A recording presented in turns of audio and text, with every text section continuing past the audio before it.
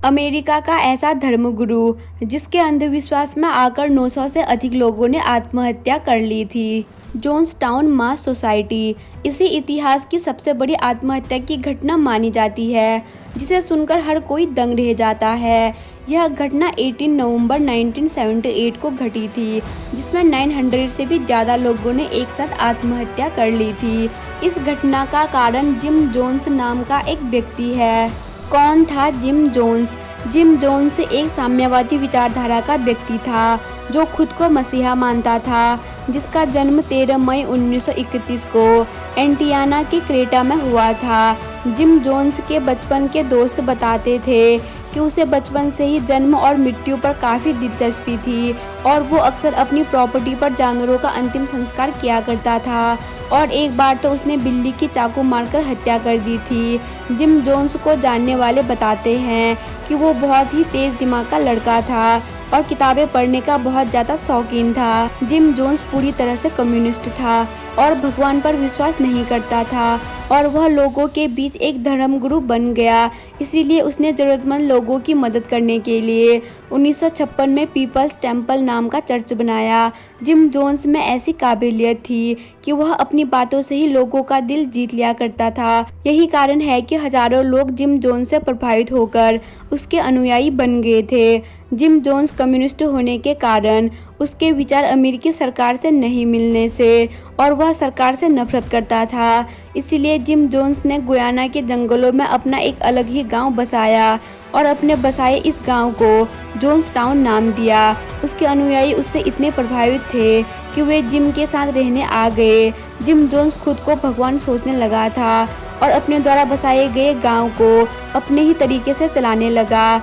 उसने गांव को चारों तरफ से पूरा बंद कर लिया था। जिम जोन्स अनुयायियों को दिन भर काम कराता था और रात को अपने भाषण सुनाता था।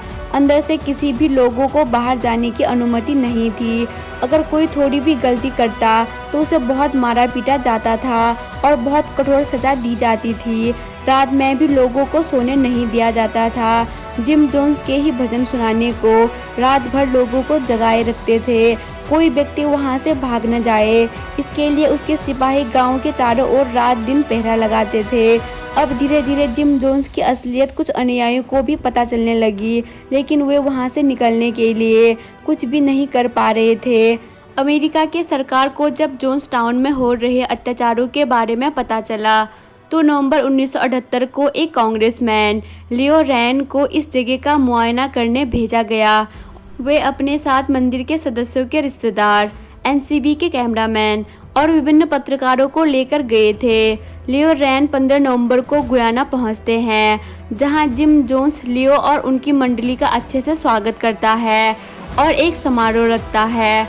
समारोह के दौरान जिम जोन्स को वर्नन गॉस्नी नाम का एक अनुयायी लियो को एक पत्र देता है, जिसमें वह खुद के और गुयाना के बाकी सदस्यों को वहां से निकलने के लिए मदद मांगता है। 18 नवंबर की दोपहर को लियो रैन अपने प्रतिनिधि मंडल के साथ वहां से निकल जाता है और अपने साथ मंदिर के 15 सदस्यों को निकालने में भी कामयाब हो जाता है। लेकिन ये बात जब जिम जोन्स को पता चलता है तो वह लियो रैन पर हमला करने के लिए कुछ लोगों को भेजता है। लियो जब गुयाना के हवाई अड्डे में पहुंचे होते हैं, तब जिम जोन्स के हमलावर उन पर गोलीबारी कर देते हैं और इस गोलीबारी में लियो रैन समेत 5 लोगों की मौत हो जाती है।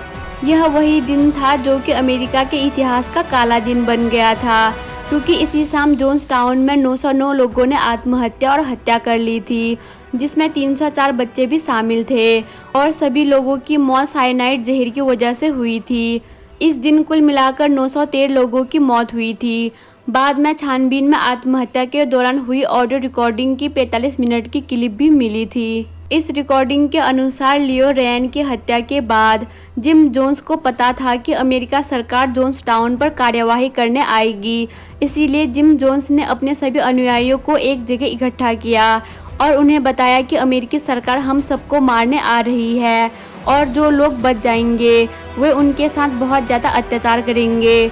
वे हमारे बच्चे और बुजुर्गों को बम से उड़ा देंगे और जानवर जैसा बर्ताव करेंगे।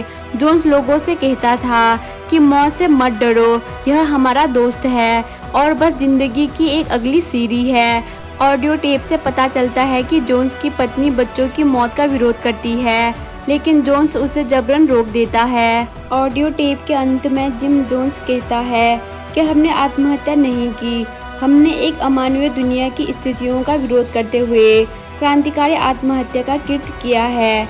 इसके बाद बड़े से टब में अंगूर का सॉफ्ट ड्रिंक बनाया जाता है, जिसमें साइनाइड जहर मिलाया जाता है और सबको पिलाया जाता है। सबसे पहले जिम यह जहर बुजुर्ग और माँ बाप द्वारा उनके बच्चों को पिलाता है, ताकि इनके पास जीने की कोई वजह ही ना रहे।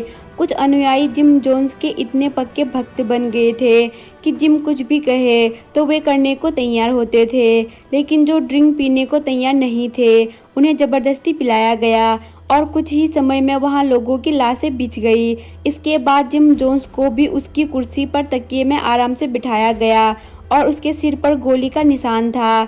जिम के बेटे का मानना था कि उसे किसी ने गोली मारी होगी, लेकिन बाद में इसे भी आत्महत्या ही घोषित कर दिया गया। जिम के कुर्सी में जॉर्ज सैंटायाना की कुछ पंक्तियां लटकी हुई थी, जिसमें लिखा था कि जो लोग अतीत को याद नहीं करते हैं वो इसे दोहराने की निंदा करते हैं। इस तरह से एक सन के आदमी के प्रति अंधविश्वास में आकर 8 नवंबर 1978 को 900 से भी अधिक लोगों ने अपनी जान गंवा बैठे। 9/11 के हमले से पहले यह अमेरिका के इतिहास की सबसे बड़ी मानव क्षति थी। जॉन्सटाउन में हुई इस नरसंहार के ऊपर एक मूवी भी बनी है, जिसका नाम द सैक्रेमेंट है। तो दोस्तों, उम्मीद करती हूँ आपको ये स्टोरी पसंद आई होगी। अगर आपको ये वीडियो पसंद आई तो इस वीडियो को अपने दोस्तों के साथ ज़रूर शेयर करें और रोज ऐसी वीडियो को देखने के लिए हमारे चैनल माई मिस्ट्रीज प्लैनेट को सब्सक्राइब करें और बेल नोटिफिकेशन ऑन करें, क्योंकि जब भी ऐसे वीडियो हमारे चैनल पर अपलोड हो तो इसका नोटिफिकेशन सबसे जल्दी आपको मिल सके। Thanks for watching.